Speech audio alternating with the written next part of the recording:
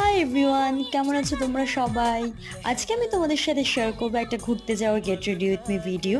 তো আমি প্যান্টটা টপটা পরে নিয়েছি, এই দুটোই আমি মিন্ত্রা থেকে নিয়েছি। লিঙ্ক চাইলে আমাকে বলো, আমি প্রোভাইড করে দেবো। তো খুব একটা বেশি মেকআপ করার ছিল না, যেহেতু দিনের বেলা বেরোবো। ফার্স্ট একটা টোনার ইউজ করলাম, ময়শ্চারাইজার, আর তারপর ইনসাইড কসমেটিক্সের এই কনসিলারটা দিয়ে আমি ফুল পেস্টটা করে নিয়েছি।